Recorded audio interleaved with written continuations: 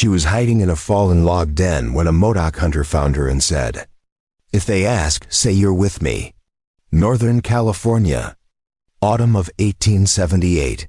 The mountains held their breath as smoke from distant campfires curled into a sky painted with dying light. In a world where a woman alone meant prey, one desperate soul would gamble everything on a stranger's word. The stagecoach had overturned 3 miles back, wheels splintering against granite as the horses screamed and bolted into the wilderness. Violet Winters had not waited to see if the driver survived. She had grabbed her torn skirts, kicked off her ruined heels, and run barefoot into the pines before the dust even settled. Behind her, voices shouted commands. Men on horseback, their spurs jingling like death bells in the twilight. They were not rescuers. They were hunters, and she was the prize her employer had paid them to retrieve. Dead or alive made no difference to Silas Gannon, the man who owned the Silver Rose Saloon and believed he owned her too. Violet had worked the tables and the stage for 2 years, singing for drunken miners and dodging grabbing hands every night. She had smiled when Silas told her she was special, that he would take care of her. She had believed him until the night he locked her in the back room and told her she belonged to him now, that he had bought her contract from the previous owner, and she would work until the debt was paid. A debt she had never agreed to. A debt that grew with every meal, every dress, every breath she took under his roof, so she had run. Stolen a seat on the northbound stage with money lifted from a passed-out gambler's coat. She had made it 40 miles before Silas's men caught up. The driver had tried to outrun them, and now he was probably dead in a ravine, and she was alone in a forest that did not care whether she lived or died. The autumn air bit at her skin through the thin fabric of her green satin dress, meant for stage lights and cigar smoke, not survival. Her feet bled from sharp rocks and broken twigs. Her lungs burned as she climbed higher into the mountains, following nothing but instinct and the fading light. She could hear them behind her, closer now, their horses snorting as they picked through the undergrowth. Violet stumbled over a root and fell hard, palms scraping against moss-covered stone. She lay there for a moment, chest heaving, tasting copper and fear. Then she saw it, a massive fallen cedar, hollowed by time and rot, its interior dark and deep enough to hide a desperate woman. She crawled inside without thinking, pulling herself into the damp earthen chamber, where roots twisted like fingers and beetles scattered at her intrusion. The voices grew louder. Boots hit the ground. Someone whistled, sharp and mocking. Violet pressed herself against the back of the log, hands over her mouth to silence her breathing. Through a crack in the wood, she could see firelight flickering between the trees. 3 men, maybe 4, spreading out to search. "She cannot have gone far," one of them called. His voice was rough, amused. "City girl in the wild? She will be crying for her mama by now," another laughed. "Silas wants her back in one piece, but he did not say she had to be unmarked. I say we have a little fun when we find her." Violet's stomach turned. She closed her eyes and prayed to a God she was not sure listened anymore. The footsteps came closer. A shadow passed near the log. She held her breath until her vision spotted with stars. Then a new sound cut through the forest. A low, sharp whistle, not like the mocking calls of the hunters. This one was different, a signal, a warning. The men stopped talking. Violet heard the metallic click of a rifle being cocked. "Who is there?" One of the hunters demanded. Silence. Then, from the darkness, a figure emerged. Tall, lean, moving with the kind of silence that spoke of a life spent in these mountains. He wore buckskin and wool, a rifle slung across his back, a bow in his hand. His hair was black as midnight, tied back with a strip of leather. His face was all hard angles and sharp eyes that missed nothing. Modoc, Violet realized. She had seen his people in the border towns, trading pelts and venison, keeping to themselves, watching the white settlers with expressions that revealed nothing. "This is not your business, Indian," the lead hunter said, stepping forward with his pistol raised. Move along, the Modoc man, taken wolf tracker, though Violet did not yet know his name, tilted his head slightly. You are on my land, he said. His voice was quiet, steady, and somehow more dangerous because of it. You track something through my hunting grounds without permission. We are tracking a thief, the hunter spat. A woman who stole from her employer. Law says we can retrieve stolen property. Your law, Taken replied. Not mine, the tension stretched thin as wire. Violet could see it in the way the hunters shifted their weight, hands hovering near weapons. Taken did not move. He simply stood there, an immovable stone in the path of a river that suddenly seemed less certain of its course. We do not want trouble, another hunter said, trying diplomacy. Just let us search the area and we will be gone. There is nothing here but trees and spirits, Taken said. And both will be angry if you disturb them further. Go back to your towns. Your hunt ends here. The lead hunter's face twisted with rage. You do not give me orders, savage.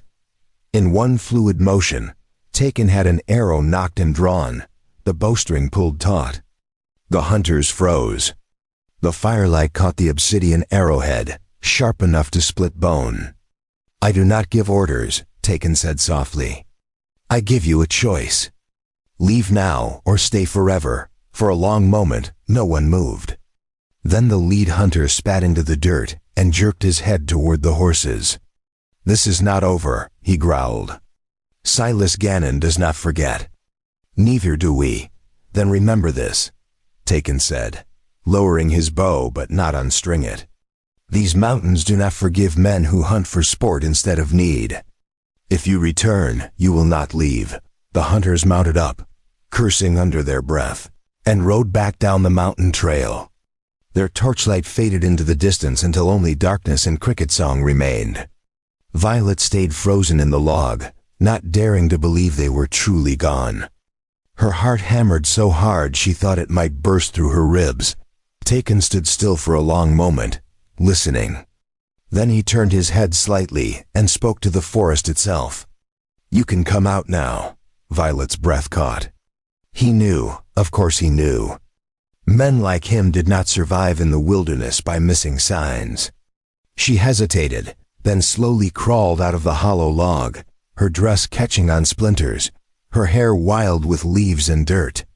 She stood on shaking legs, barefoot and bleeding, and met his eyes. They were dark, unreadable, but not unkind. He looked her over once, assessing, then nodded as if confirming something to himself. You are the one they hunt, he said. It was not a question. Violet swallowed hard. Yes, why? She lifted her chin, finding some scrap of defiance beneath the fear. Because I would not be owned. Something flickered in his expression, too quick to name. He glanced back down the trail where the hunters had vanished, then looked at her again. They will return. Men like that always do. And they will bring more, I know, Violet whispered. Her voice cracked. I have nowhere else to go. Taken was silent for a moment, considering. Then he unslung a skin of water from his belt and held it out to her. She took it with trembling hands and drank deeply, the cool liquid washing away the taste of dust and terror. When she finished, he took it back and studied her with those sharp, measuring eyes. Can you walk? He asked. I think so. Then follow me. My camp is not far. You will be safer there than out here when the cold comes. Violet hesitated. She knew nothing about this man, except that he had just saved her life. But what choice did she have? Freeze to death alone in the mountains, or trust a stranger who had faced down armed men without flinching? She took a shaky breath and nodded. Taken turned and began walking into the forest without looking back to see if she followed. Violet glanced once more at the darkness where the hunters had disappeared, then hurried after him, her bare feet finding purchase on the forest floor as best they could. He moved like a shadow, barely disturbing the underbrush, while she crashed along behind him like a wounded deer. If he noticed, he did not comment, They walked for what felt like an eternity, but was probably less than an hour. The trees grew denser, the darkness deeper. Violet's feet screamed with every step, but she did not complain. She focused on the broad shape of Taken's back ahead of her, on putting one foot in front of the other, on not collapsing from exhaustion and fear. Finally, they emerged into a small clearing where a stream bubbled over smooth stones. A simple shelter stood against the hillside, built from pine branches and hides, nearly invisible unless you knew to look for it. A fire ring sat cold and dark in the center. Taken moved to it immediately, pulling kindling and striking flint with practiced ease. Within minutes, flames crackled to life, pushing back the night. Violet stood at the edge of the firelight, unsure what to do with herself. She wrapped her arms around her body, shivering now that the adrenaline was fading and the cold was settling in. Taken glanced at her, then disappeared into the shelter. He returned a moment later with a thick blanket made of woven rabbit fur and deerskin. He held it out without a word. She took it gratefully and wrapped it around her shoulders. The warmth was immediate and overwhelming. Her eyes stung with sudden tears. "Thank you," she managed. Taken nodded once and returned to the fire. He set a small pot of water to boil and added dried herbs from a pouch at his belt. The smell was earthy and clean, nothing like the whiskey and tobacco stench of the Silver Rose. Violet sank down onto a flat stone near the fire, pulling the blanket tight. Her feet throbbed, blood dried black on her skin. "Let me see," Taken said, crouching beside her. She flinched instinctively, and he paused, hands raised slightly. "I will not hurt you. But if those cuts get infected, you will not walk again." Violet hesitated, then slowly extended one foot. Taken examined it with the same careful attention he had given everything else, his touch surprisingly gentle. He fetched clean water and cloth from his shelter and began washing away the dirt and blood. She hissed at the sting, but he did not stop, working methodically until both feet were clean. Then he applied a paste made from crushed leaves that cooled the burning and wrapped them in soft strips of hide. "Rest," he said, sitting back. "In the morning, we will decide what comes next." Violet watched him across the fire. He moved with such quiet certainty, like the forest itself had taught him where to step and when to be still. She wanted to ask him why he had helped her, why he had risked confrontation with armed men for a stranger. But exhaustion was pulling at her now, dragging her down into a dark place where questions did not matter. "What is your name?" she asked instead, her voice barely above a whisper. He looked at her through the flames. "Taken Wolf Tracker, I am Violet." "Violet Winters." He nodded as if the name meant something, though she could not imagine what. Then he added more wood to the fire and settled back against a log, his rifle within easy reach. "Sleep, Violet Winters. You are safe here tonight." She wanted to believe him. She wanted to believe that safety was something that could exist for someone like her. But as she curled up beneath the borrowed blanket and let her eyes close, she could still hear the echo of the hunter's words in her mind. "This is not over. Silas Gannon does not forget." The fire crackled and popped, sending sparks dancing into the black sky like fireflies seeking heaven. Violet lay on her side, the rabbit fur blanket tucked beneath her chin, watching Taken through half-closed eyes.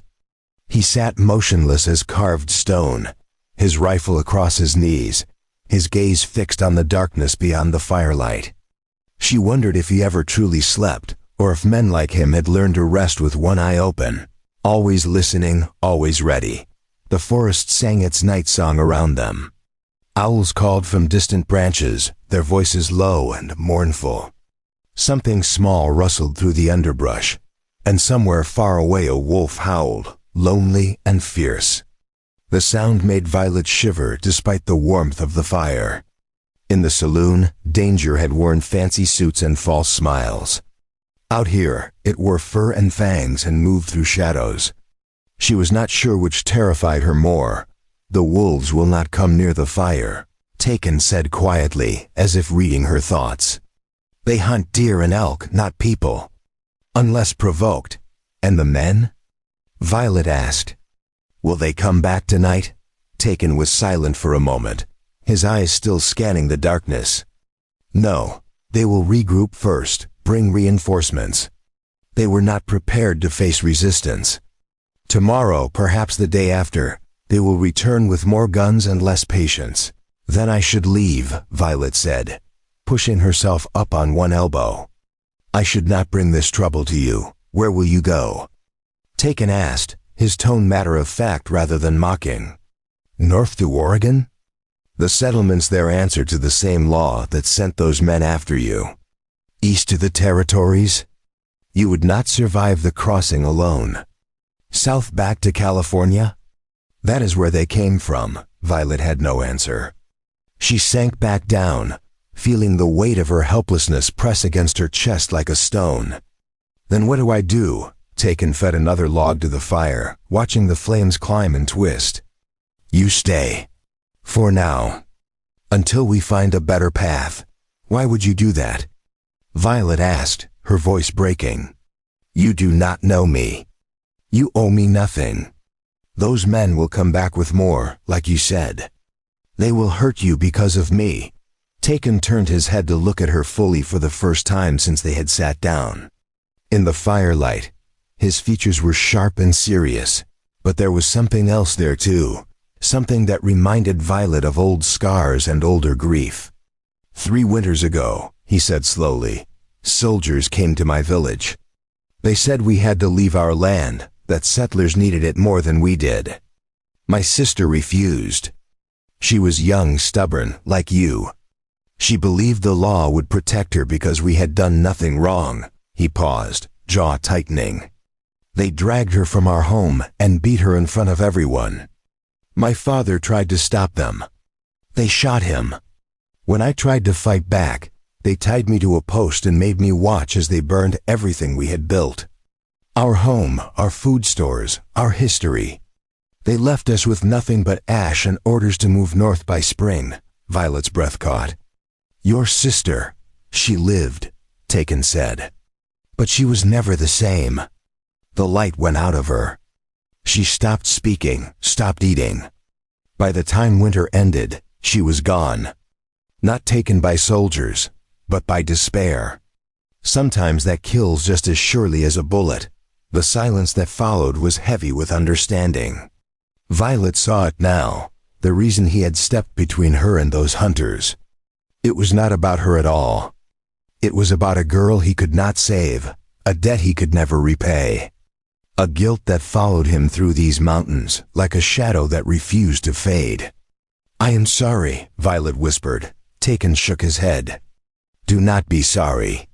Be alive. That is enough, he stood then, moving to check the perimeter of the camp with the practiced ease of someone who had done it 1,000 times before. Violet watched him disappear into the darkness and return moments later, satisfied that nothing lurked beyond the firelight. He settled back against his log and closed his eyes, though she suspected he was not truly sleeping, merely resting while remaining alert. Violet lay back down and pulled the blanket up to her chin. The fire warmed her front while the cold night air nipped at her back. She thought about Taken's sister, about how many women like her existed in this world, caught between men who believed they had the right to own or destroy anything weaker than themselves. She thought about Silas Gannon and his hunters, about the Silver Rose and the cage it had been. She thought about freedom and what it actually meant when you had nowhere safe to claim it. Sleep came in fragments, pulling her under in brief waves before some sound or shift in the wind would jolt her awake again. Each time she would see Taken still there, still watching, and somehow that was enough to let her slip back into uneasy dreams. In those dreams she was running again, but this time the forest did not end. It went on forever, and no matter how fast she ran, the voices behind her never faded.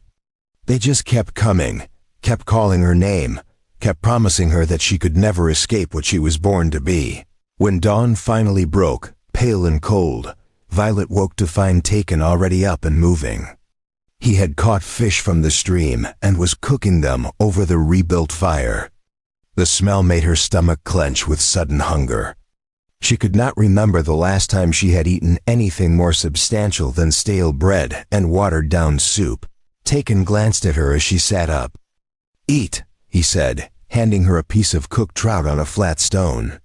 "You will need your strength." Violet took it gratefully and ate without bothering with manners or grace. The fish was simple, seasoned only with smoke and salt, but it tasted better than anything she had eaten in months. Taken ate his own portion in silence, watching the sun rise through the trees, painting the world in shades of gold and amber. "What happens now?" Violet asked when she had finished. Taken stood and brushed off his hands. "Now we make a choice.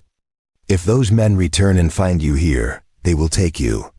If they find you with me, they will ask questions. What kind of questions? Who you are, where you came from, why you are with a Modoc hunter instead of on a stage headed somewhere civilized," Taken said. He looked at her with those dark, steady eyes. "We need a story they will believe. One that gives you protection under my name." Violet's heart began to beat faster. "What kind of story?" Taken crouched down in front of her so they were eye to eye. "If they ask," he said slowly, deliberately, "you tell them you are with me. Not as a runaway. Not as a stranger I found in the woods. You tell them you are my woman. That you came here by choice. That you belong to no one but yourself, and you chose to stay." Violet stared at him. "They will never believe that. They do not have to believe it," Taken replied. "They just have to be uncertain enough to hesitate. And in that hesitation, we find our advantage. But why would you do this?" Violet asked again, searching his face for answers. "Why would you tie yourself to my trouble?" Taken stood and turned away, looking out at the forest that had raised him. "Because I could not save my sister," he said quietly. "But maybe I can save you." And in that moment, Violet understood that this was not just about her survival. It was about his redemption. Two broken people, each carrying ghosts they could not bury, finding in each other a chance to rewrite an ending that had already been written in blood and ash. It was fragile and dangerous, and probably doomed from the start. But it was also the only chance either of them had. "All right," Violet said, standing on her bandaged feet. She met Taken's eyes and did not look away. "If they ask, I am with you," Taken nodded once, a warrior's acknowledgement of a pact made. "Then we prepare. Because they are coming." The morning sun burned off the mist that clung to the valley floor like a living thing. Violet stood at the edge of Taken's camp, wearing clothes he had given her from a bundle kept in his shelter. The buckskin dress was too large, made for someone taller and broader, but it was warm and practical in ways her torn satin gown had never been. Her feet, still wrapped in his careful bandages, no longer screamed with every step. She felt almost human again. Taken was teaching her to move quietly through the forest, a skill she had never imagined needing in her previous life of stages and saloons. He walked ahead of her, occasionally stopping to point out a broken twig or disturbed leaves, signs that told stories to those who knew how to read them. A deer had passed this way at dawn. A fox had hunted here during the night. 3 days ago, men on horses had ridden through, their tracks still visible in the soft earth near the creek. "You step like you are angry at the ground," Taken said, without turning around. There was no judgment in his voice, just observation. "The forest hears everything. If you want to survive here, you must learn to apologize with every footfall." Violet tried to soften her steps, rolling her weight from heel to toe, the way he had shown her. It felt unnatural, deliberate, like learning to write with her opposite hand. But slowly, the forest stopped announcing her presence with every crack and rustle. Taken glanced back and gave a small nod of approval. They spent the morning gathering plants he said would be useful. Yarrow for wounds, willow bark for pain, wild onions for eating, cattail roots that could be pounded into flour. Violet watched as his hands moved with certainty, never hesitating, never doubting which plant to take and which to leave alone. He showed her how to thank the earth for what they harvested, a quiet prayer spoken in his own language that she did not understand but felt in her bones. "Your people do not do this?" Taken asked as they knelt beside a patch of edible mushrooms. "My people take what they want and pay for it with money," Violet replied. "We do not ask permission from the ground." "Then your people do not understand debt," Taken said. "Everything taken must be repaid, or the balance tips. When the balance tips too far, the world corrects itself. Sometimes gently, sometimes with blood." Violet thought about Silas Gannon and his ledgers, how he had kept her trapped with numbers on paper that grew faster than she could ever pay them down. That had been debt too, she supposed, but a different kind. A false kind, built on lies and leverage rather than genuine exchange. She wondered what Taken would think of such things, but she did not ask. By midday, they returned to camp with their gatherings. Taken showed her how to prepare the cattail roots, pounding them between stones until they broke down into a rough flour. It was hard work that made her arms ache and her hands blister, but she did not complain. There was something honest about this kind of labor, something that made her feel less like a decoration and more like a person with purpose. "You learn quickly," Taken observed as she worked. "Most would have given up by now. Most have not spent 2 years dodging drunks and learning to smile while men grabbed at them," Violet replied. Her voice was sharper than she intended, but she did not apologize. "I learned a long time ago that survival means doing what you must, even when it hurts." Taken studied her for a moment, then nodded. "Then you will survive this too." That afternoon, as the sun climbed toward its peak, riders appeared on the ridge above the valley. Violet saw them first, 3 dark shapes moving against the skyline. Her heart seized in her chest, and she dropped the stone she had been using, the sound loud in the sudden silence. Taken was beside her in an instant, his hand on her arm, steady and grounding. "Do not run," he said quietly. "Running makes you pray. Stand with me." The riders descended the slope slowly, deliberately, their horses picking careful paths through the rocks and scrub. As they drew closer, Violet recognized one of them from the night before, the lead hunter with the cruel eyes and the pistol always within reach. But the other 2 were new. One was older, gray-haired and thick around the middle, wearing a badge that caught the sunlight. The third was younger, cleaner, dressed in a suit that looked absurdly out of place in the wilderness. They stopped at the edge of the clearing, and the man with the badge dismounted first. He moved with the confidence of someone used to being obeyed, his hand resting casually on the gun at his hip. The hunter from the previous night stayed mounted, his eyes fixed on Violet with an intensity that made her skin crawl. The young man in the suit dismounted last, brushing dust from his sleeves with distaste. "Morning," the badge said, his voice carrying across the camp. "Name is Marshall Wade Thornton. I am looking for a woman who went missing from a stagecoach 3 days back. Young, red-haired, wearing a green dress. You seen anyone like that?" Taken stood perfectly still, his expression revealing nothing. "I have seen many things in these mountains, Marshall." "You will need to be more specific." The marshal's eyes narrowed slightly.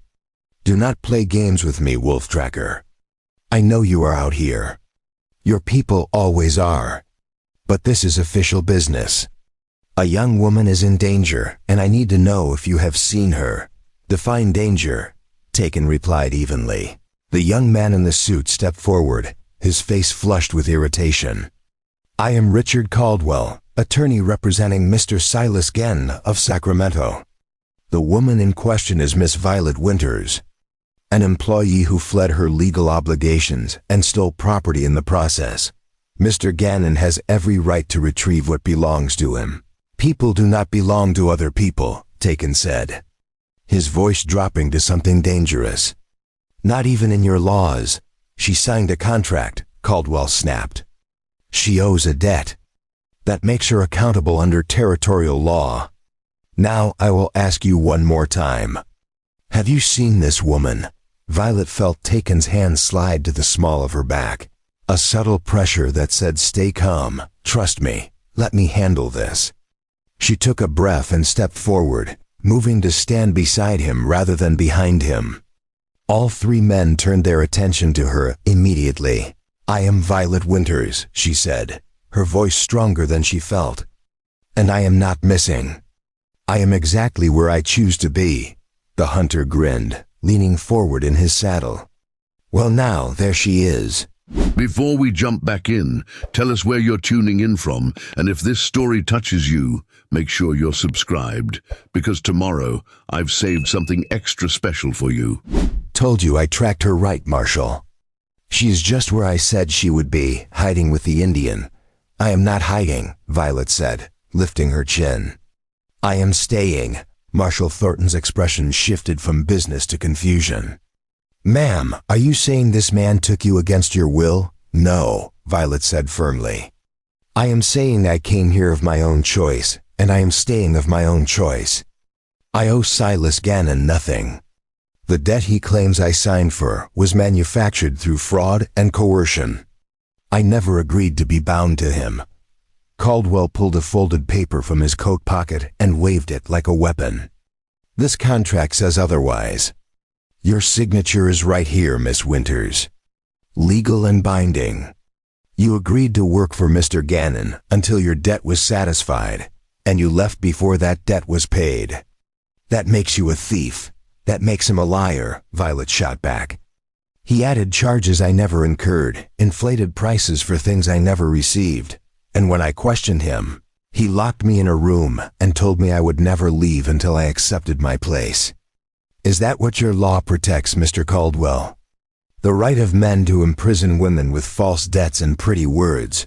The attorney's face darkened. "You are making serious accusations without proof, and you are enforcing serious claims without questioning their validity," Taken interjected. "This woman says she was coerced. Your paper says she was contracted. One of these truths is real, and one is convenient. A wise man would wonder which is which." Marshal Thornton held up a hand, his expression thoughtful. "All right, everyone calm down. Miss Winters, I need to understand your situation clearly. You are saying you do not wish to return to Sacramento." "I would rather die," Violet said simply. "And you are here with this man because—" Violet felt Taken's hand press gently against her back again. A silent reminder of the story they had agreed upon. She took his hand in hers, lacing their fingers together in a gesture that looked natural but felt like jumping off a cliff. "Because I am with him. Not as a captive, not as a runaway. I am here because this is where I belong." The silence that followed was thick enough to cut. The hunter laughed, a harsh bark of disbelief. "You expect us to believe that? That a saloon girl and a savage are playing house in the woods? Watch your tongue," Taken said, his voice soft and lethal. "Or I will cut it out and feed it to the crows." The hunter's hand moved toward his gun, but Marshal Thornton stopped him with a sharp gesture. "Enough. Nobody is drawing on anybody today." He turned back to Violet, his eyes searching her face. "Miss Winters, I need you to be absolutely clear with me. Are you here of your own free will?" "Yes." "Has this man harmed you or threatened you in any way?"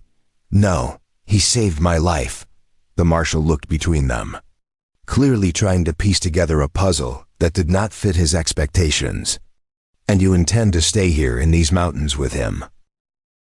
Violet squeezed Taken's hand, feeling the calluses and scars that told the story of a life lived in survival mode. "Yes." Caldwell stepped forward again, his face twisted with frustration. "Marshal, this is clearly a case of Stockholm captivity or some form of manipulation. The woman is not thinking clearly. We have a legal right to retrieve her. You have a piece of paper," Taken said. "Paper burns. Rights do not. Are you threatening us?" Caldwell demanded. "I am informing you," Taken replied. "Violet Winters is under my protection. If you try to take her, you will have to go through me. And I promise you, that is not a path you want to walk. The marshal rubbed his jaw, clearly uncomfortable with the direction this conversation had taken. Look, I am not in the business of dragging women away from where they want to be. But I also cannot ignore a legal contract just because someone changed their mind about the terms. Miss Winters, if you have proof that Mr. Gannon defrauded you, you need to bring it before a judge. The only judge in Sacramento is Harold Brennan, Violet said bitterly. And he takes his meals at the Silver Rose 3 times a week. Do you think he will rule against a man who feeds him and a business that fills his pockets? I would be back in Silas's chains before the ink dried on the complaint. Thornton sighed, the sound of a man caught between duty and decency. Then we have a problem, because I cannot just walk away from this. Mr. Gannon has connections. And if I return empty-handed, he will make noise that reaches all the way to the territorial governor. Then tell him she is dead, Taken said suddenly. All eyes turned to him. Tell him she ran into the mountains and did not survive. Tell him you found her dress torn on rocks near a cliff face, evidence of a fall. Tell him whatever you need to tell him to close your ledger and leave us in peace.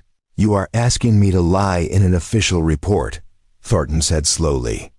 I am asking you to choose between a paper truth and a living one, Taken replied. You seem like a man who understands the difference. The marshal was quiet for a long time, his eyes moving between Violet and Taken, weighing options that all seemed to carry consequences. Finally, he shook his head. I cannot do that. But what I can do is report that I found Miss Winters alive and well, staying with a local resident by her own stated choice, and that she refused to return. What Mr. Gannon does with that information is his business, not mine. He will come himself, the hunter said with certainty. With more men, more guns. You know he will. Then he will be making a mistake, Taken said, his voice calm but absolute. These mountains do not care how much money a man has or how many guns he brings. They care only whether he knows how to listen and when to leave. Mr. Gannon would be wise to learn the difference. Caldwell looked like he wanted to argue further, but Marshal Thornton was already mounting his horse. Miss Winters, I hope you know what you are doing. This is not going to end quietly. Nothing in my life has ever ended quietly, Violet replied. I have learned to live with noise. The marshal tipped his hat, a gesture of respect if not agreement, and turned his horse back toward the ridge. Caldwell followed, still sputtering objections that no one was listening to. The hunter lingered for a moment longer, his eyes promising violence yet to come. Then he too wheeled his horse around and rode after the others. Violet watched them disappear over the ridge, her hand still clasped in Taken's. She waited until the sound of hooves faded completely before she let out the breath she had been holding. Her legs suddenly felt weak, and she sank down onto a nearby log, her whole body trembling with delayed fear. Taken knelt in front of her, his hands on her shoulders, steady and grounding. You did well, he said quietly. You did not break. I wanted to, Violet admitted. When that hunter looked at me, I wanted to run so badly I could taste it, but you did not, Taken said. That is what matters. Fear is not weakness, Violet. Acting on fear without thought, that is weakness. You stood your ground. That takes strength most people never find. Violet looked up at him. This man who had appeared out of darkness to save her, who had given her shelter and taught her how to move through the world without apology. What happens now? She asked. The marshal was right. Silas will come, and he will bring hell with him. Then we prepare for hell, Taken said simply. He stood and offered her his hand. Come, I will show you how to shoot. The rest of the afternoon was spent in education that Violet had never imagined receiving. Taken taught her how to hold a rifle, how to breathe and aim and squeeze rather than pull. He taught her that shooting was not about anger or fear, but about clarity and purpose. Every bullet had a cost, he explained, and wasting them on poor aim or panic was the same as throwing away your life. Violet's first shots went wide, kicking up dirt and splintering bark from trees that were not her target. But slowly, with Taken's patient guidance, she began to find the rhythm of it. The weight of the rifle became familiar. The kick against her shoulder became expected. By the time the sun began its descent toward the western peaks, she had managed to hit a makeshift target 3 times out of 10 attempts. "Not bad," Taken said, a hint of something that might have been pride in his voice. "Most people cannot hit anything their first day. You have steady hands and a desperate need to survive," Violet replied, lowering the rifle. Her shoulder ached and her ears rang from the gunfire, but she felt something new stirring inside her. Not confidence exactly, but possibility. The sense that maybe, just maybe, she was not as helpless as she had always believed. That night, they sat by the fire again, but the silence between them was different now. It was no longer the careful distance of strangers, but something closer to companionship. Taken carved a piece of wood with a knife that looked older than he was, his hands moving with unconscious grace. Violet watched the flames and thought about everything that had changed in just a few days. "Tell me about your sister," she said suddenly. The words were out before she could stop them, but she did not take them back. "What was her name?" Taken's hand stilled on the carving. For a moment, Violet thought he would not answer, that she had pushed too far into territory marked with pain. But then he spoke, his voice quiet but clear. "Ayana. It means eternal blossom. My mother named her that because she was born in spring, when everything was blooming and new." "It is a beautiful name," Violet said. "She was a beautiful soul," Taken replied. "Strong and fierce and certain of her place in the world.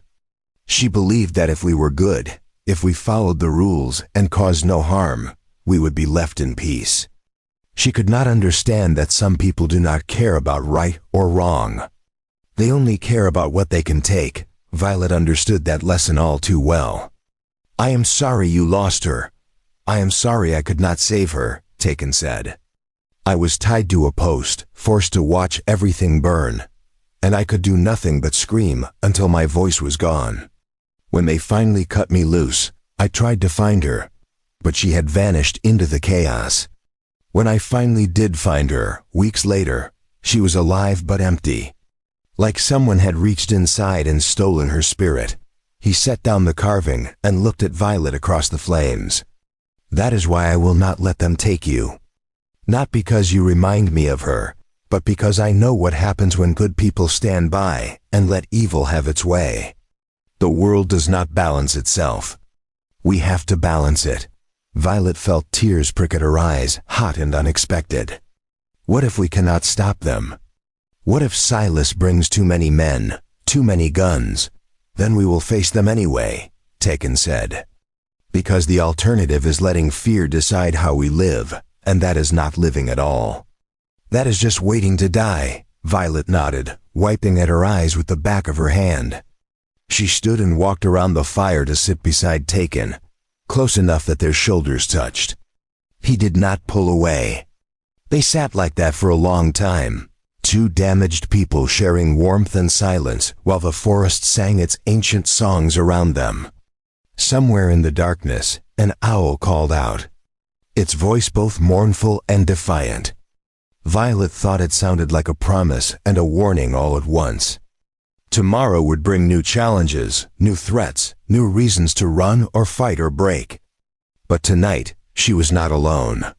Tonight, she had an ally who understood that survival was not just about staying alive, but about choosing what you were willing to die for. And as the fire burned low and the stars wheeled overhead in their eternal dance, Violet Winters made a choice. She would not run anymore. She would not hide or beg or break.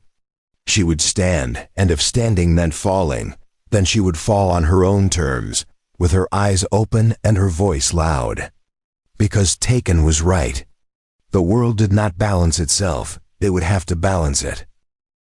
3 days passed like water through cupped hands, each one bringing Violet deeper into a life she had never imagined living. She woke with the sun now, her body adjusting to rhythms dictated by light and season rather than whiskey songs and card games. Taken taught her to track deer through the undergrowth, to read the language written in bent grass and disturbed soil. He showed her how to set snares for rabbits, how to skin and clean what they caught, how to waste nothing because the forest gave only what you earned through respect and skill. Her hands, once soft from saloon work that required only carrying trays and looking pretty, now bore calluses and small cuts that she wore like badges of competence. She learned to start fires with flint and steel, to identify which mushrooms would feed and which would kill, to move through the woods without announcing her presence to every creature within a mile. The buckskin dress Taken had given her no longer felt too large. She had adjusted it with sinew and patience, making it fit her frame, making it hers. But beneath the routine of survival, tension coiled like a rattlesnake waiting to strike. Taken checked the perimeter of their camp every morning and evening, reading signs that Violet was only beginning to understand. Fresh horse tracks on the game trail 2 miles south. Broken branches that spoke of men moving clumsily through terrain they did not know. The distant echo of voices carried on the wind from the valley below. "They are watching," Taken said one evening as they prepared their meal. "Not close enough to attack, but close enough to learn our patterns. They are waiting for something. Waiting for what?" Violet asked, turning the rabbit meat on the makeshift spit.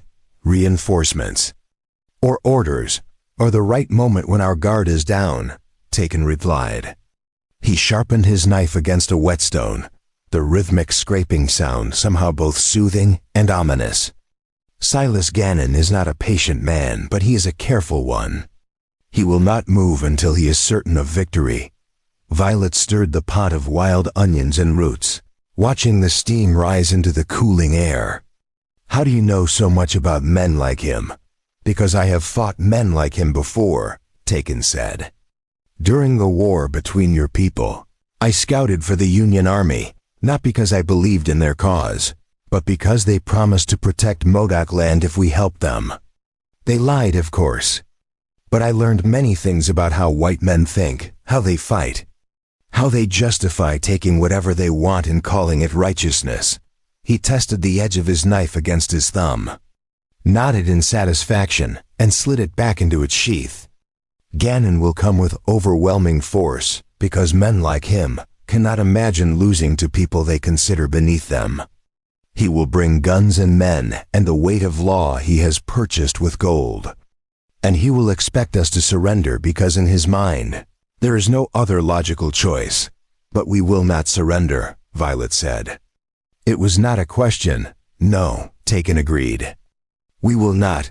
That night, Violet could not sleep. She lay in the shelter Taken had built, listening to the forest sounds that had become familiar. The owl calls and cricket songs, and the occasional howl of distant coyotes. Taken slept outside by the fire, as he always did, keeping watch even in his rest. She wondered if he ever truly relaxed, or if survival had trained him to exist in a constant state of readiness. She thought about the silver rose, about the life she had fled. It seemed like something from another world now, a fever dream of smoke and false laughter and hands that grabbed without permission. She had been so desperate to escape that cage that she had not stopped to consider what freedom actually meant. Freedom was not just the absence of chains. It was the presence of choice, the ability to decide each day who you would be and what you would fight for. And she had chosen this.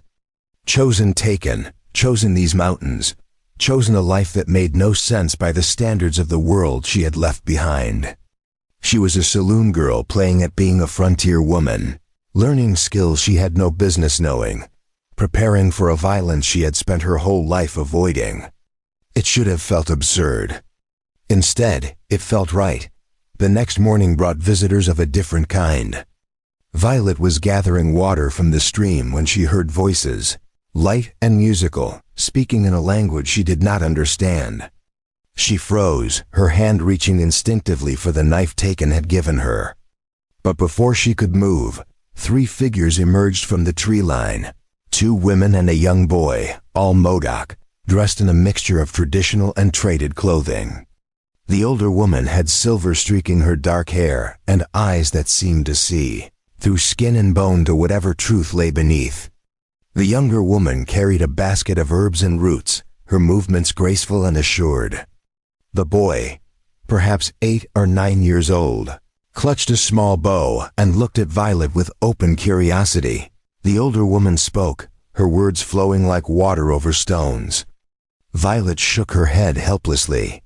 "I do not understand." The woman switched to English, her accent thick but clear. "I said, you are the one Taken Wolf Tracker has taken under his protection. The one the white men hunt." "Yes," Violet admitted, seeing no point in lying. "I am Violet Winters." The older woman studied her for a long moment, then nodded as if confirming something she had already suspected. "I am Kiona. This is my daughter Elu and my grandson Needies. We came to see if the stories are true." "What stories?" Violet asked cautiously. "That Taken has finally allowed another soul into his solitude," Kiona said. "For 3 winters he has lived alone in these mountains, speaking to no one, accepting help from no one, carrying his grief like stones in a pack that grows heavier each season. We had begun to wonder if he would ever rejoin the living." Elu stepped forward, her expression kind. "We brought medicines and food. Taken is skilled at survival, but he is not skilled at accepting comfort. Perhaps you can convince him to take what is offered." Violet glanced back toward the camp, where she knew Taken would be aware of their presence, even if he had not yet shown himself. "I am not sure I have that kind of influence." "You are here," Kiona said simply. "That alone is influence. Come, let us return to your camp. It has been too long since we have spoken with Wolf Tracker, and I would see with my own eyes that he still walks among the living and not the ghosts." They walked together back to the clearing, the boy Needies darting ahead to scout the path like he was on some grand adventure. When they emerged into the camp, Taken was waiting, his posture relaxed but his eyes watchful. When he saw Kiona, something shifted in his expression. Not quite a smile, but a softening, a recognition of connection that went deeper than words. "Grandmother," he said, using the term of respect rather than blood relation. "You should not have made this journey. The path is difficult." "The path has always been difficult," Kiona replied, setting down her bundle. "That has never stopped me before." "Will you turn away an old woman who has brought you dried venison and nettle tea?" "I would not dare," Taken said, and there was something in his voice that might have been humor. "Your wrath is more fearsome than any rifle," Kiona laughed, a sound like wind chimes in a storm. "You have learned wisdom in your isolation, Wolf Tracker. Good. Now, introduce me properly to this woman who has accomplished what we could not. Bringing you back from the edge of the world." Taken gestured toward Violet, who suddenly felt very aware of her borrowed clothing and her still awkward movements. "This is Violet Winters. She is under my protection. She is more than that," Kiona said, studying Violet with those penetrating eyes. "She is the reason you have started building again instead of simply surviving. I can see it in how you stand, in how you watch her when you think no one notices. You have found something worth protecting beyond your own breath." Taken said nothing, but Violet saw color rise in his neck, barely visible against his skin. Elu began unpacking the bundle, laying out strips of dried meat, pouches of tea and herbs, and a small clay pot sealed with wax. "This is bear grease mixed with yarrow," she explained to Violet, "for wounds and to keep skin from cracking in the cold.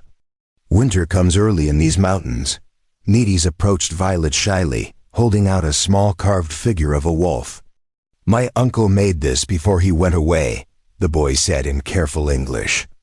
"Grandmother says you should have it. For protection." Violet took the carving gently, feeling the smoothness of wood worn by many hands. "Thank you, Needies. I will treasure it." The boy beamed and ran back to his mother's side. Kiona settled herself on a log by the fire pit, her movements deliberate and careful in the way of those whose bodies have earned their aches through long living. Now, tell me true, Taken Wolf Tracker. What storm approaches?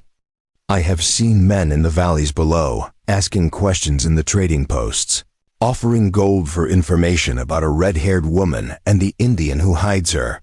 Taken's expression hardened. They have been to the trading posts 3 days ago, Kiona confirmed. They showed a drawing, crude but recognizable. They said she is a thief and a liar, that they have legal authority to retrieve her. Some believed them. Others did not. But gold speaks loudly to hungry mouths, and winter is coming. Someone will talk eventually. Violet felt her stomach drop. She had known this was coming, but hearing it confirmed made it real in a way that speculation had not. I have brought danger to all of you, she said quietly. I should leave, go further north where they cannot follow. You would not survive the journey alone, Elu said matter-of-factly. And even if you did, you would only be running toward the same fate in a different place. Men like these do not stop hunting because you make their job harder. They stop only when the cost becomes too high, or when there is nothing left to hunt, Kiona added, her voice grave. She looked at Taken. You know what is coming. You have always known. The question is whether you will face it alone, or whether you will accept that some battles require more than one warrior. Taken was silent for a long moment, his jaw working as he wrestled with something internal. Finally, he spoke. I will not ask others to fight my battles. This is not your battle alone, Kiona said sharply. This is about all of us. These men who hunt Violet today will hunt others tomorrow. They represent a world that believes it can take whatever it wants simply because it has the power to do so. If we do not stand against that, we are complicit in our own erasure. Grandmother speaks truth, Elu said quietly. There are others who would stand with you, Taken. You have been gone from us, but you are not forgotten. The young men speak of you, of how you fought in the white man's war and returned with skills none of us possess. They would follow you if you asked. I do not want to lead anyone to their death, Taken said, his voice rough with emotion he rarely showed. Then lead them to their purpose, Kiona replied. There is a difference. Death comes for us all eventually, Wolf Tracker. But purpose, that is something we must claim for ourselves.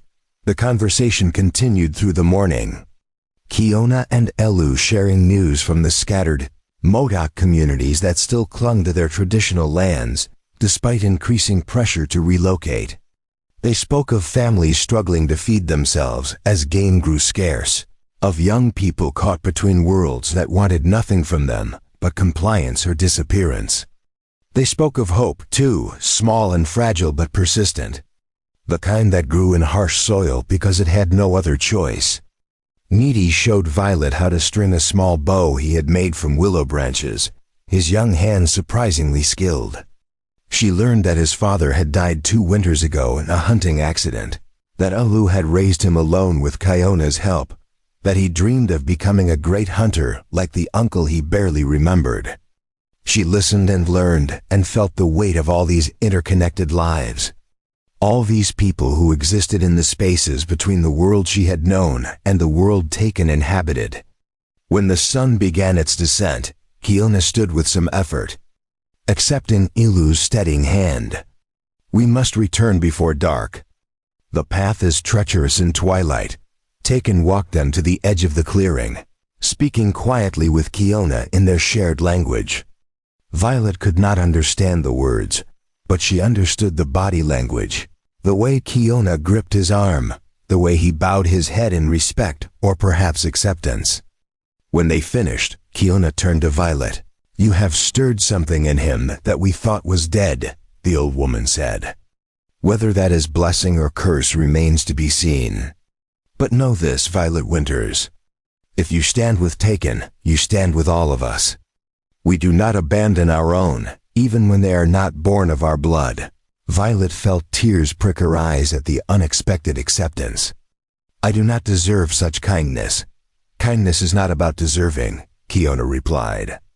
It is about recognizing shared humanity. You have been hunted and afraid. We have been hunted and afraid. That makes us kin in the ways that matter. She reached out and touched Violet's cheek gently. Be strong, child. The storm is coming, and it will test everything you think you know about yourself. But remember, storms pass. What you build in the aftermath is what defines you. Then they were gone, disappearing into the forest with Medes chattering excitedly about the red-haired woman and Elu's quiet laughter following them like music. Violet stood at the clearing's edge long after they had vanished, holding the carved wolf in her hand, feeling its weight like a promise. That night, Taken was restless. He paced the perimeter of camp multiple times, checking and rechecking their supplies, sharpening weapons that were already sharp. Violet watched him from the fire, recognizing the signs of a man trying to outrun his own thoughts. Finally, she stood and walked to where he stood staring out at the darkening mountains. What did Kiona say to you? Violet asked. Taken did not turn. She said that I have been preparing to die for 3 years, and that perhaps it is time I prepared to live instead. Do you think she is right? I think she is always right. Which is why her words are so difficult to hear, Taken replied. He finally looked at Violet, his expression unguarded for once. I have kept myself apart because involvement means risk. Preparing and narrating this story took us a lot of time, so if you are enjoying it, subscribe to our channel. It means a lot to us now. Back to the story. Risk means potential loss. Loss means more grief to add to what I already carry. It seemed simpler to remain alone. But you did not remain alone, Violet said softly. You chose to protect me. I did, Taken admitted. And that choice has brought everything I feared. Danger, complication, the possibility of failing someone again. But Kiona is right. I have been living as if I am already dead, and that is not living at all. Violet took his hand, rough and scarred, and held it between both of hers. Then let us be alive together. Let us face whatever comes not as people preparing to die, but as people choosing to fight for something that matters. Taken's fingers tightened around hers. You matter, Violet Winters. I need you to understand that. Whatever happens in the days ahead, you matter. So do you, she whispered. They stood like that as full darkness fell, 2 figures silhouetted against the firelight, holding onto each other and the fragile hope that maybe, just maybe, they could build something worth defending in a world that seemed determined to tear everything down. Behind them, the forest whispered its ancient secrets. And somewhere in the darkness, enemies gathered their strength for the confrontation that could no longer be avoided. But for this one moment, there was only warmth and connection and the quiet understanding that some things were worth fighting for, even when the odds were impossible and the outcome uncertain. Some things demanded you stand and face the storm, not because you could win, but because surrender meant losing the only thing that truly mattered, the right to choose your own path and defend those who walked it beside you. And as the stars emerged one by one in the vast darkness above, Violet felt something she had not felt in years. Not safety, because safety was an illusion. Not certainty, because certainty was a lie. But something deeper and more durable. A sense of belonging that had nothing to do with places or papers, and everything to do with finding someone who saw you clearly and chose to stand with you anyway. Tomorrow would bring new challenges. Tomorrow would test them in ways they could not yet imagine. But tonight, they had each other and the fire, and the knowledge that they would face whatever came together. The storm arrived on the 6th day, not with rain but with blood. Violet woke to the sound of thunder rolling across the mountains. But when she emerged from the shelter, the sky was clear and merciless blue. The thunder came again, and this time she recognized it for what it was. Gunfire, distant but unmistakable, echoing through the valleys like the voice of something cruel and inevitable. Taken was already moving, his rifle in hand, his face carved from stone. Get dressed, he said without looking at her. Wear the darkest things you have. "We need to move." Violet did not waste time with questions. She pulled on the buckskin dress, now stained dark with earth and pine sap, and grabbed the knife Taken had given her. Her hands shook as she tied her hair back with a strip of leather. But she forced herself to breathe, to focus, to remember everything he had taught her about staying calm when fear threatened to swallow reason whole. By the time she emerged, Taken had already scattered the fire and was burying their supplies in a cache he had prepared for exactly this moment. "They are coming from the south ridge," he said, his voice clipped and efficient. "At least a dozen men, maybe more. They are not trying to hide their approach.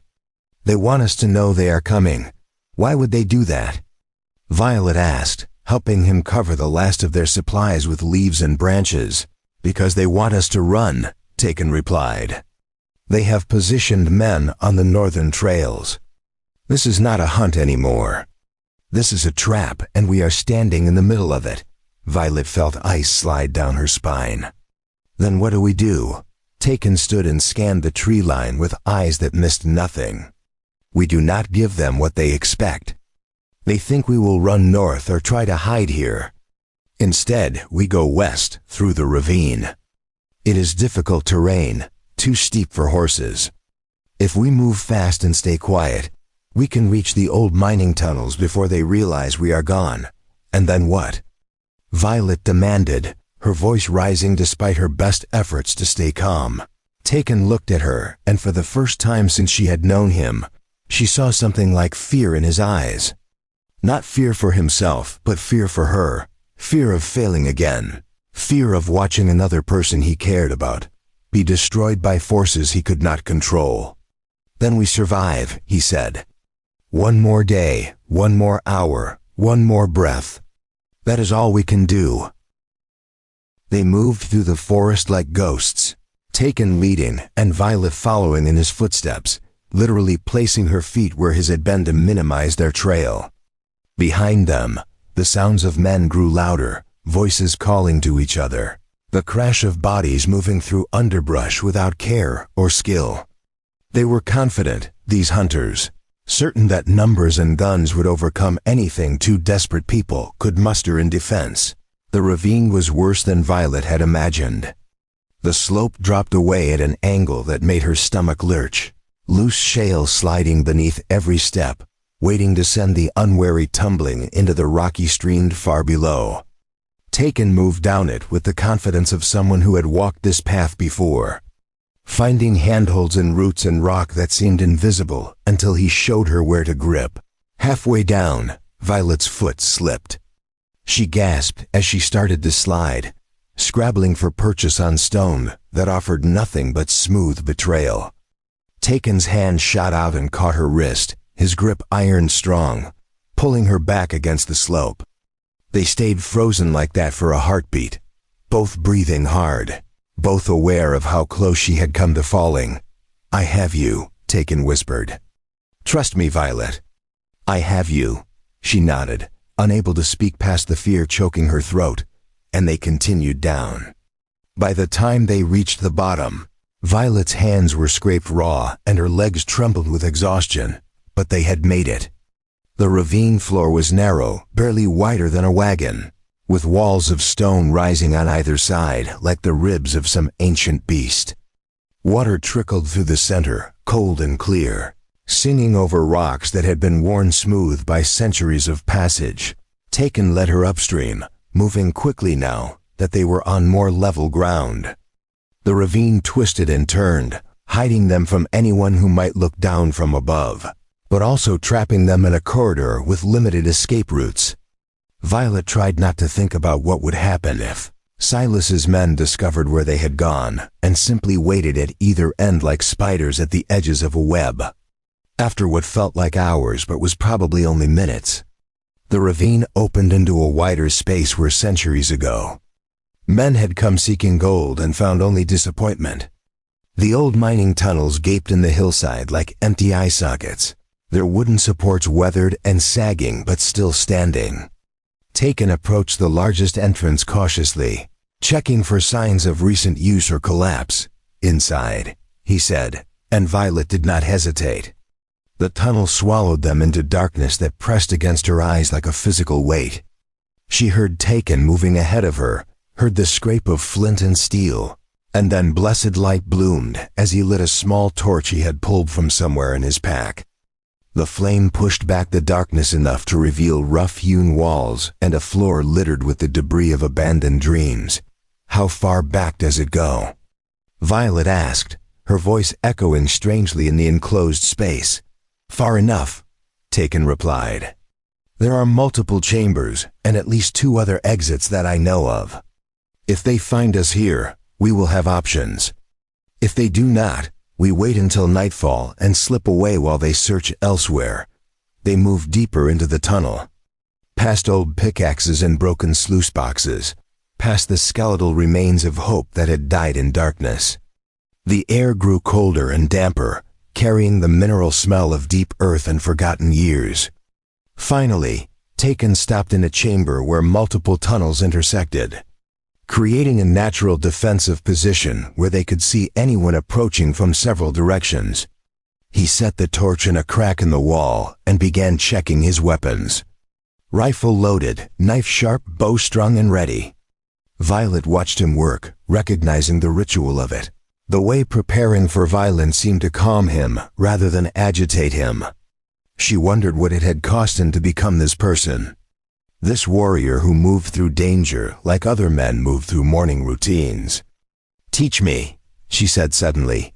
Taken looked up from loading his revolver. "Teach you what? How to fight," Violet said. "Not just how to shoot at targets, but how to fight if they get close. How to hurt someone who is trying to hurt me." Taken studied her for a long moment, weighing something in his mind. Then he nodded and stood. "Come here, for the next hour." By torchlight in an abandoned mine while enemies searched for them above, Taken taught Violet the basics of survival combat.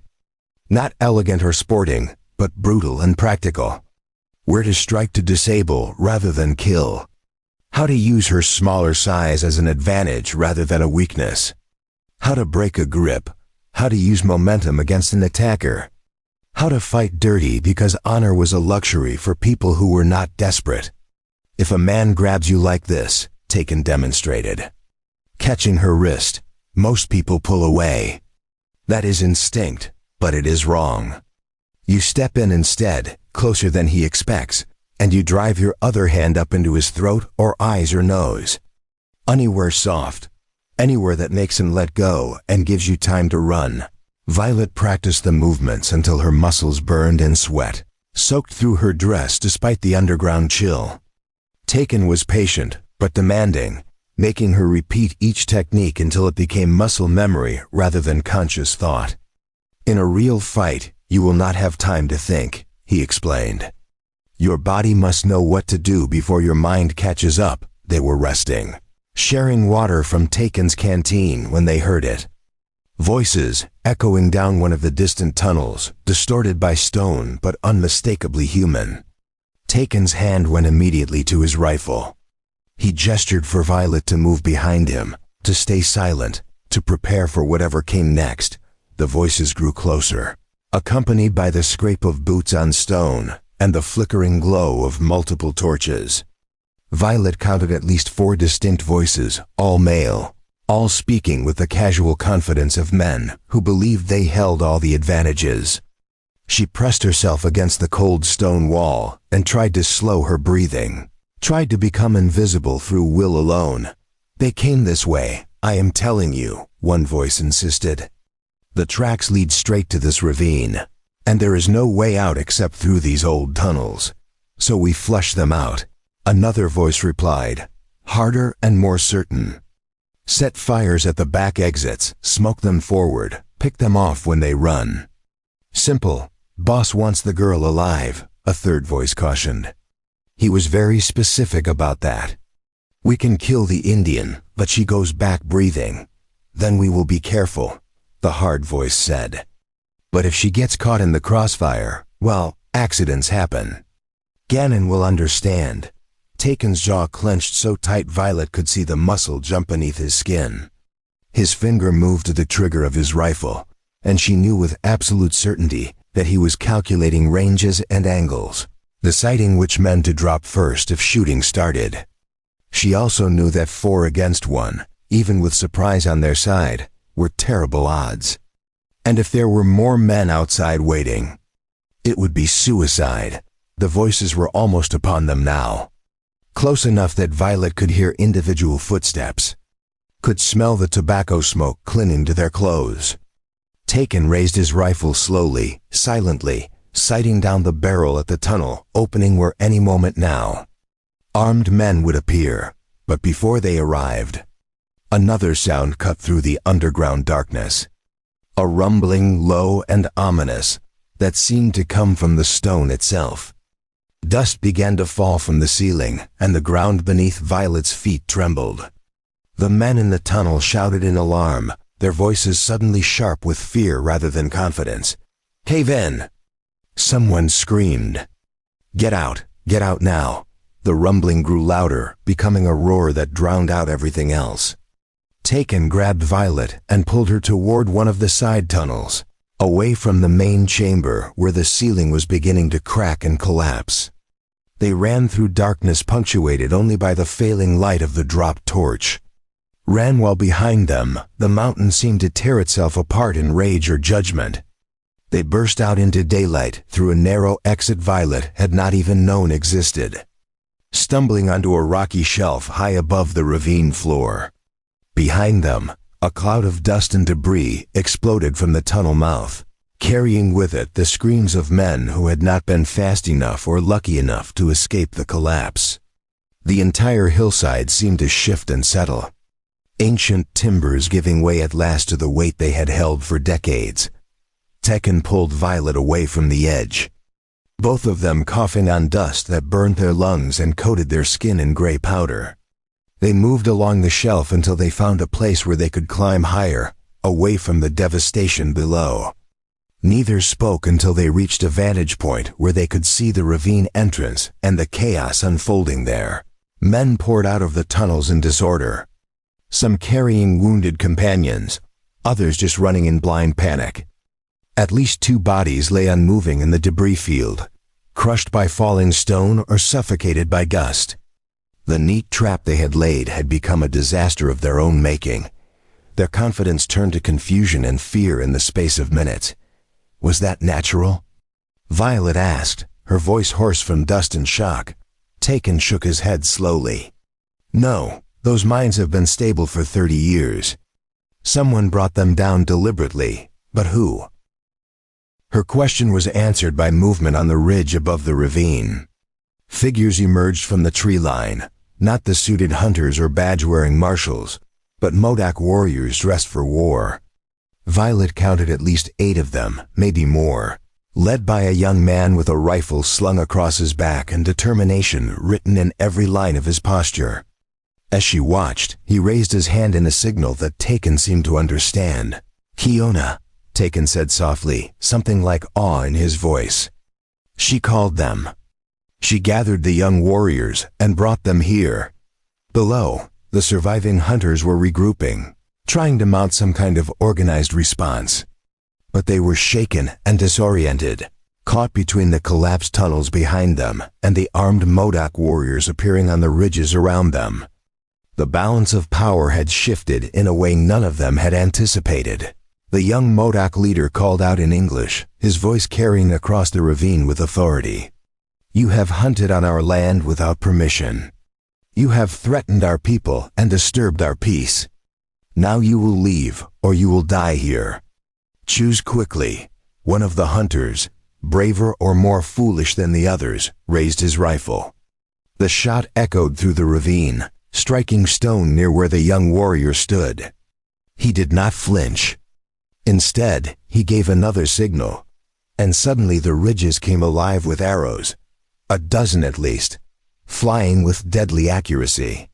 The brave hunter fell with 3 shafts in his chest. The others dropped their weapons and raised their hands. "We are leaving," one of them shouted, his voice breaking with fear. "We are leaving, just let us go." The young warrior conferred briefly with the men around him, then nodded. "Take your wounded and your dead." Tell your boss that this land is protected. Tell him that if he wants the woman, he will have to come himself and face what waits for him. Tell him that we are done running, done hiding, done pretending that paper laws matter more than the laws written in blood and stone. The hunters scrambled to obey, grabbing their fallen and retreating down the ravine as fast as dignity would allow. Within minutes they had disappeared around the bend, leaving behind only scattered weapons and the settling dust of their humiliation. The Modoc warriors watched them go, then began to disperse back into the forest, melting away as silently as they had appeared, but the young leader remained, scanning the hillside until his eyes found Taken and Violet on their high perch. He raised his hand in salute, a gesture of respect between equals. Taken returned it, his face unreadable but his posture speaking of gratitude that went deeper than words could reach. "Who is he?" Violet asked. "His name is Chaitin," Taken replied. "He is Kayona's grandson, Nidus's older cousin. I knew him when he was barely old enough to hold a bow. Now he leads warriors into battle. He saved us," Violet said simply. "He saved all of us," Taken corrected. "By standing together instead of alone, they changed what was possible. They showed Ganon's men that this is not a hunt they can win through force alone." They climbed down from their perch, carefully, making their way back toward where Chaitin waited with 2 other warriors. When they finally reached him, the young man smiled, the expression transforming his serious face into something warmer and more approachable. "Uncle," he said, using the term of respect. "Grandmother said you might need assistance." "It seems she was correct. It seems she always is," Taken replied, gripping Chaitin's forearm in the warrior's greeting. "Thank you. We would not have survived without your intervention. We protect our own," Chaitin said simply. Then he turned to Violet, studying her with frank curiosity. "So you are the one who has caused all this trouble. Grandmother speaks highly of you. She says you have a strong spirit." "I have a desperate spirit," Violet corrected. "There is a difference," Chaitin laughed. "Perhaps. But desperation paired with courage becomes something else entirely. Something worth defending." One of the other warriors stepped forward, younger than Chaitin but carrying himself with similar confidence. "The men who fled will return to their boss and tell him what happened. He will be angry. Humiliated men are dangerous men. Then we prepare for dangerous men," Taken said. "But not here, not in the open where they can surround us. We need to move to more defensible ground. There is a place," Chaitin said. "An old Modoc settlement in the high country, abandoned for years but still solid. Stone walls, clear sight lines, water source inside the perimeter. If Ganon comes again, let him come to ground of our choosing, where his numbers mean less and his rage works against him." Taken looked at Violet, a silent question in his eyes. She understood what he was asking.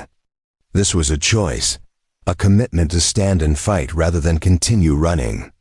It meant accepting help from people who owed her nothing, putting them in danger for her sake. It meant admitting that she could not survive alone. That survival itself sometimes required swallowing pride and accepting that strength came in many forms. "Yes," she said, meeting his gaze steadily. "Let us go to this place. Let us make our stand." Chaitin nodded in approval. "Then we move now, before they regroup. Gather what you need." We travel light and fast. They moved through the mountains as the sun began its descent. A small band of warriors and 2 refugees, climbing higher into country where the air grew thin and the trees gave way to stone and sky. Violet's legs burned and her lungs ached, but she kept pace, driven by something that felt like hope mixed with defiance. Behind them, the valley spread out like a map of all the places she could have run to but had chosen not to. Ahead, the mountains rose like promises both beautiful and terrible. And somewhere in those valleys, Silas Ganon would be receiving news of his hunter's failure, would be calculating his next move, would be preparing for a confrontation that neither side could afford to lose. The storm was not over. In many ways, it had only just begun. But for the first time since she had fled the Silver Rose, Violet Winters was not running. She was walking towards something instead of away from it, and that made all the difference. The old settlement clung to the mountainside like a memory refusing to fade. Stone walls built by hands long dead still stood defiant against wind and time, encircling a space no larger than a town square, but positioned with strategic brilliance. From here, anyone approaching could be seen from a mile away, while the defenders remained protected by both elevation and architecture. A spring bubbled up from the rocks inside the perimeter, ensuring water even under siege. It was, Violet realized, a fortress built by people who understood that survival often meant choosing your battlefield before the enemy chose it for you. They arrived as twilight painted the sky in shades of amber and blood. Shaitan's warriors immediately began fortifying the existing defenses, stacking loose stones to fill gaps in walls, clearing sight lines, positioning supplies in protected corners. Taken moved among them with the ease of someone who had done this before, offering suggestions that were received with respect, his isolation apparently forgotten in the face of shared purpose. Violet found herself working alongside Elu, who had arrived with the warriors carrying medical supplies and food. The older woman showed her how to prepare bandages and poultices, how to set up a makeshift infirmary in one of the protected alcoves. Men prepare for battle by sharpening weapons, Elu explained as they worked. Women prepare by making ready to heal what battle breaks. Both are necessary. Both are honorable. I never thought of myself as honorable, Violet admitted, rolling strips of clean cloth. I sang in a saloon and poured whiskey for men who saw me as decoration. Where is the honor in that? Elu paused in her work and looked at Violet with eyes that seemed to see past surface judgments. You survived in a world built to break women like you. You recognized your cage and chose to escape it, even knowing the risks. You learned new skills when you could have given up. You stand now with people you barely know, preparing to face violence rather than surrender your freedom. If that is not honor, then the word has no meaning. Violet felt tears prick her eyes but blinked them away. There would be time for crying later if they survived. If they did not, tears would not matter anyway. She returned to her work with renewed focus, letting the repetitive motions calm her racing thoughts. As full darkness fell, Kiona arrived with needies and several other women from the scattered Modoc families. They brought more supplies, more medicine, and something less tangible but equally important, the presence of community. The reminder that what they fought for was not abstract but embodied in the faces of children and elders who deserved to live without fear. Needies immediately sought out Violet, his young face serious. I brought you something, he said, holding out a small leather pouch. It is salt mixed with herbs. If you get hurt, pack it in the wound.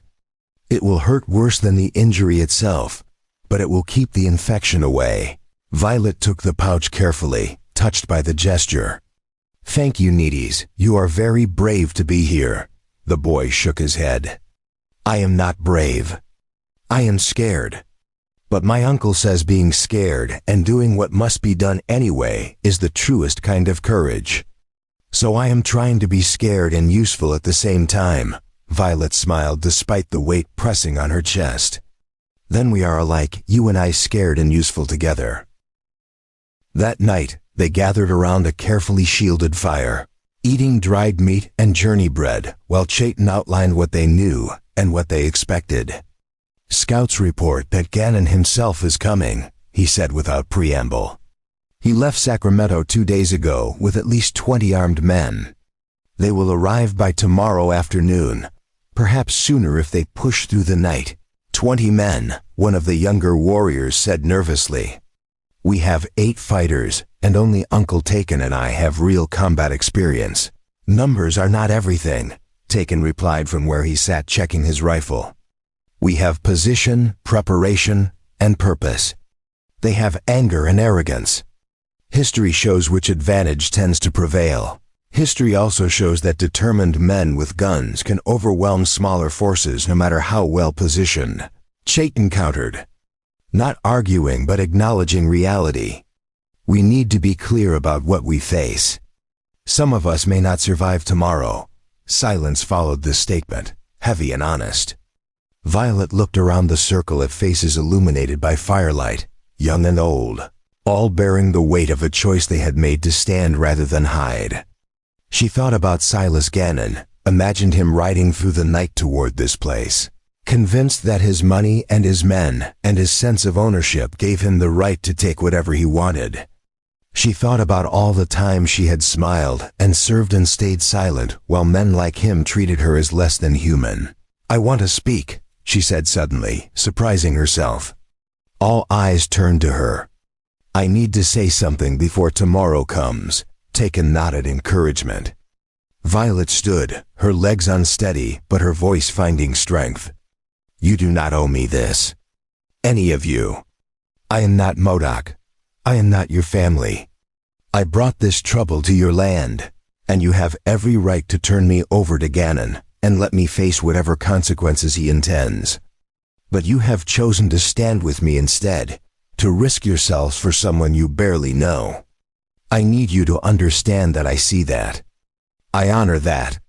And if I survive tomorrow, I will spend the rest of my life trying to be worthy of what you have given me." Kiona spoke from her place near the fire, her voice carrying the authority of years and wisdom. "Child, you still do not understand. This is not about you alone. Yes, Gannon comes for you, but what he represents has been coming for all of us for many years. He is every land grabber, every treaty breaker, every man who believes that might makes right, and that some people matter less than others. If we let him take you without resistance, we tell the world that we accept that judgment. We say that we are willing to be erased quietly." She stood with difficulty, leaning on her walking stick, but her eyes blazed with fierce life. "Tomorrow, we do not fight for Violet Winters alone. We fight for Ayana, Taken's sister, who died because no one stood with her. We fight for every child like Needy's who deserves to grow up free. We fight for ourselves and for the generations who will come after, so they might inherit a world slightly less cruel than the one we were given." The warriors made sounds of agreement, fists thumping against chests in affirmation. Even Needy's, young as he was, struck his small fist against his heart and nodded with determination that seemed too large for his years. Violet sat back down, overwhelmed by the weight of it all, by the realization that her personal flight from bondage had somehow become tangled with larger struggles. Older wounds, deeper hungers for justice that had waited generations for satisfaction. Taken moved to sit beside her, his shoulder pressing against hers in silent support. "They are right," he said quietly for her ears alone. "This stopped being about just you the moment I chose to protect you. Every choice creates ripples.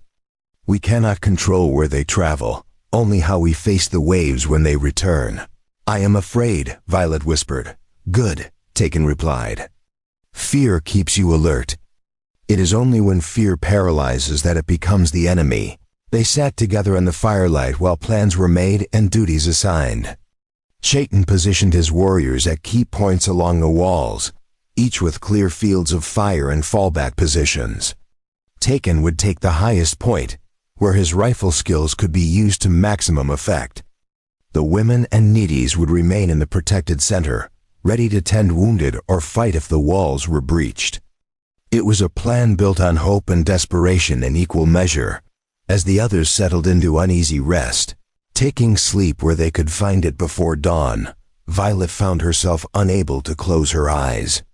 She walked the perimeter of the settlement, running her hands along stone walls that had stood for longer than she had been alive. She wondered about the people who had built this place, what they had been defending against, whether they had succeeded or whether their bones lay somewhere in these mountains. Markers of a stand that had not been enough. They survived, Taken said, appearing beside her like a shadow gaining substance. The people who built this place. They held it against raiders for an entire winter, then negotiated a peace that lasted 2 generations. It is possible to defend what matters and live to tell the story. But not guaranteed, Violet said. No, Taken agreed. Never guaranteed. But possible. Sometimes that has to be enough. They stood together looking out at the darkness that hid both danger and possibility. Violet thought about the journey that had brought her here, from the Silver Rose to a stagecoach to a hollow log to this mountain fortress. Each step had seemed like random flight, but looking back, she could see a pattern, a path that had led her toward something she had not known she was seeking. Not safety, because safety was an illusion. Not freedom, because freedom was meaningless without purpose. But belonging, connection, the sense that her life mattered not because of what she could offer men like Ganon, but because of who she chose to become when every easy path was closed. If I die tomorrow, she said slowly, testing the words, I want you to know that these last weeks have been the freest I have ever felt. Even running, even hunted, even terrified. I got to choose. That is something Silas never gave me. You are not going to die tomorrow. Taken said with a certainty she wished she could feel. You cannot promise that. No, he admitted. But I can promise that if death comes for you, it will have to go through me first. And I am significantly harder to kill than I look. Violet surprised herself by laughing, the sound small and fragile but real. You look very hard to kill. Then imagine how difficult I actually am, Taken replied. And there was something in his voice that might have been humor if humor had a sharp edge and a dark heart. Dawn came too quickly and too slowly, time playing tricks in the hour before battle. The sun rose blood-red over the eastern peaks, painting the world in shades that seemed ominous or hopeful, depending on how you chose to interpret them. The defenders took their positions in silence, each lost in private thoughts about what the day would bring. Violet stood with Elu and Kiona in the protected center, a rifle in her hands that felt both foreign and familiar, a tool she hoped she would not need but was prepared to use if necessity demanded. They did not have to wait long. Just after mid-morning, scouts signaled the approach of riders from the south. Violet climbed to where she could see without being seen and watched as Silas, Ganon's force emerged from the tree line like ants boiling from a disturbed nest. 20 men as reported, all armed, all mounted. Moving with the confidence of people who believed that overwhelming force was the answer to every question. And at their head rode Silas himself, unmistakable even at this distance. Tall and broad, dressed in fine clothes inappropriate for wilderness travel, sitting his horse like a king surveying conquered territory. Violet felt her stomach clench at the sight of him, memories flooding back of his hands and his voice, and his absolute certainty that she belonged to him like furniture or livestock. But beneath the fear, something else stirred. Anger, clean and bright and burning, at the audacity of this man who believed he could chase her to the ends of the earth and drag her back to captivity. The riders stopped at the base of the slope, just beyond rifle range, and Ganon dismounted. He pulled something from his saddlebag, a speaking trumpet that would amplify his voice, and raised it to his lips. His words carried clearly across the distance, each one striking like a blow. Violet Winters, I know you are up there. I know you can hear me. I have come a long way to retrieve what belongs to me, and I am not leaving without you. Send her down now, and the rest of you can walk away from this. Refuse, and I will burn you out and hang whoever survives for harboring a fugitive and a thief. Silence answered him. Ganon waited, then raised the trumpet again. I have 20 armed men and the law on my side. You have walls that will not stop bullets and righteousness that will not stop hemp. This is your last chance to surrender before people die for no good reason. Chayton stood then, visible on the wall, his rifle held loosely but ready. His voice carried without need for artificial amplification, trained by years of calling across valleys and mountains. The only person who will die for no good reason today is you, Ganon, if you are foolish enough to attack. This woman is not property. She owes you nothing. Your law is paper that burns. Our law is written in blood and stone and cannot be erased by men with guns and inflated self-importance. Ganon's face, visible even at this distance, flushed with rage. You are making a mistake, boy. I have friends in high places. I can bring the army down on your heads.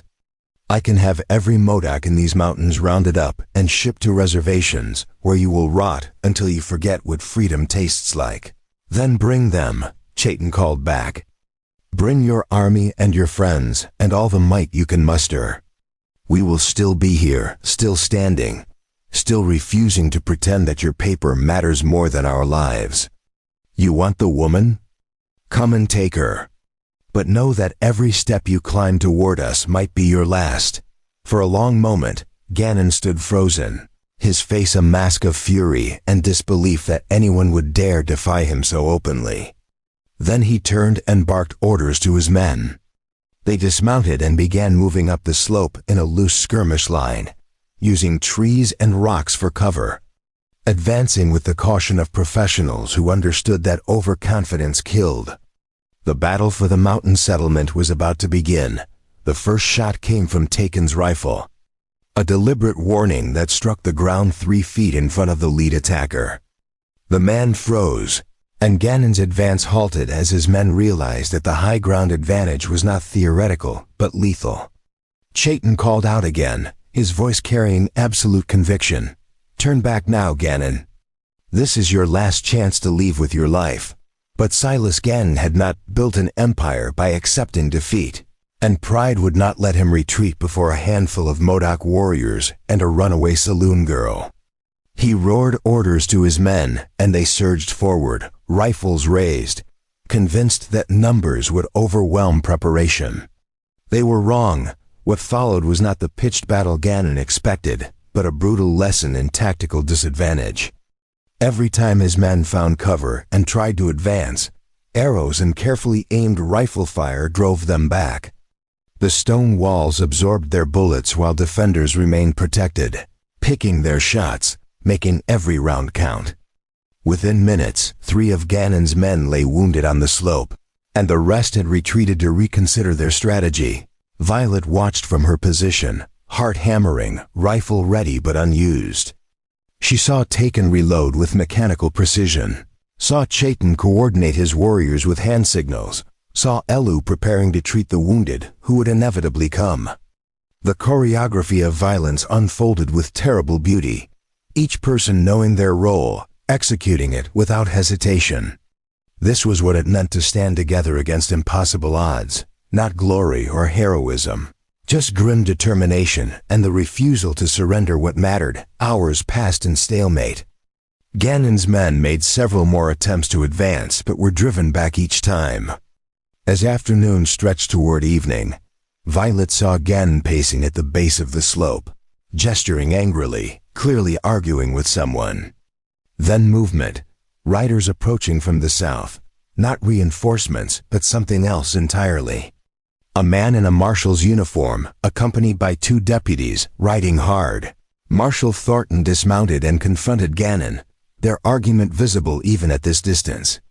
Raised voices carried up the slope, words indistinct but tone unmistakable. Ganon was being ordered to stand down, to withdraw his men, to accept that this hunt was over. The marshal pointed back toward the valley, towards civilization and law that even Ganon's money could not completely corrupt. For a moment, it seemed Ganon would refuse, would order his men to attack regardless of official sanction. But Thornton's hand rested on his pistol, and the deputies moved to flank him, making clear that enforcement would follow defiance. Finally, with visible reluctance, Ganon mounted his horse. But before riding away, he raised his speaking trumpet one last time. "This is not over, Violet." His voice echoed across the mountain.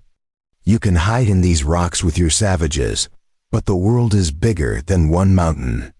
Someday you will have to come down, and when you do, I will be waiting." Violet stepped forward then, visible on the wall, her voice rising clear and strong. "Then you will wait forever, Silas, because I am not hiding anymore. I am standing. And these people you call savages have shown me more humanity in weeks than you showed in years.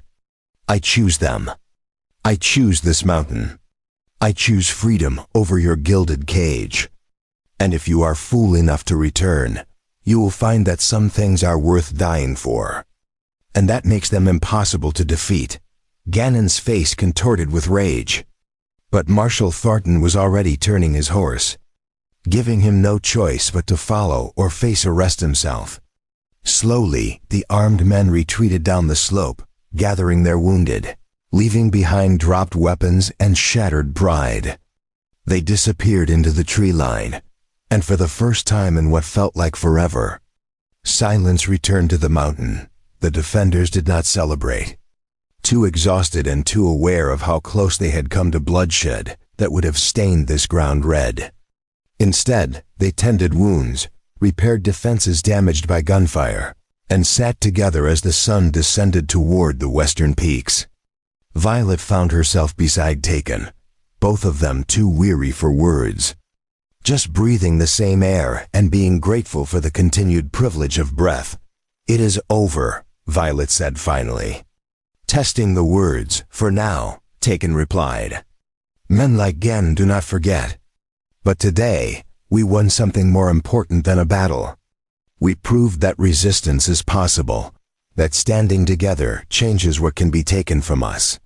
That is a victory worth claiming." 3 months later, as winter settled over the mountains with snow that transformed the world into something clean and new, Violet stood in the old settlement that had become her home. The Modoc families had returned to this high place, rebuilding what had been abandoned, creating a community that existed in the spaces between official jurisdictions and paper laws. Here, they lived by older agreements, by bonds of mutual support and shared struggle. Taken approached carrying firewood, his movements easy and unhurried. In the months since the siege, something had shifted between them.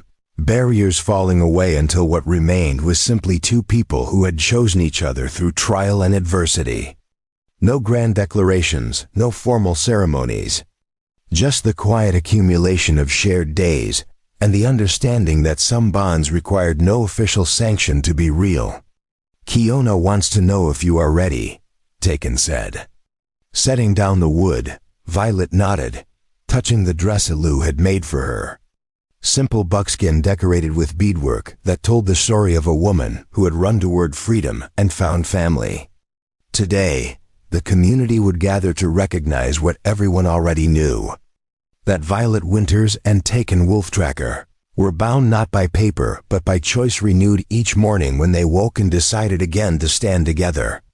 The ceremony was brief, conducted in both Modoc and English, witnessed by people who understood that love was not about ownership, but about two souls choosing to walk the same path.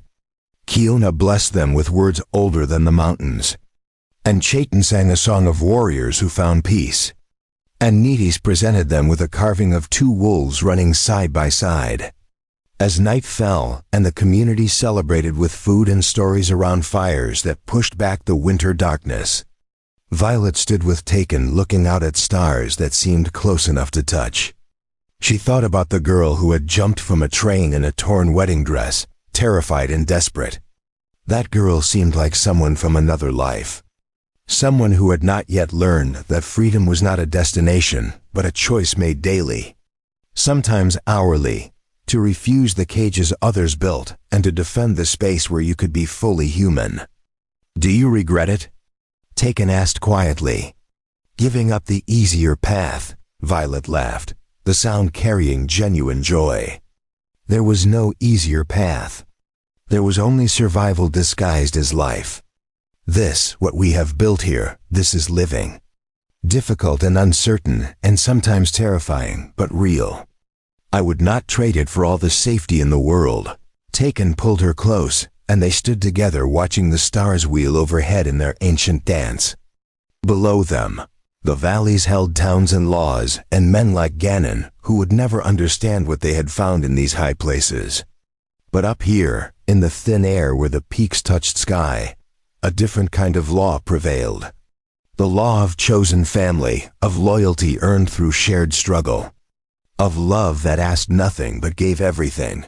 And as snow began to fall, soft and silent, covering the world in white forgiveness, violet winters, now called Wolf Tracker by those who mattered, smiled and turned toward the warmth of home. Not the home she had been born to, but the home she had claimed through courage and defiance and the willingness to believe that a better life was possible if you were brave enough to fight for it.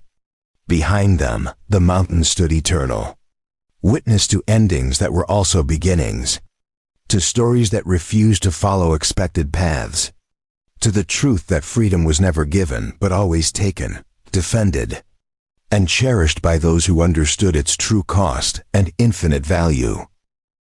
Up next, you've got two more standout stories right on your screen. If this one hit the mark, you won't want to pass these up.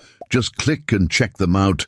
And don't forget to subscribe and turn on the notification bell so you don't miss any upload from us.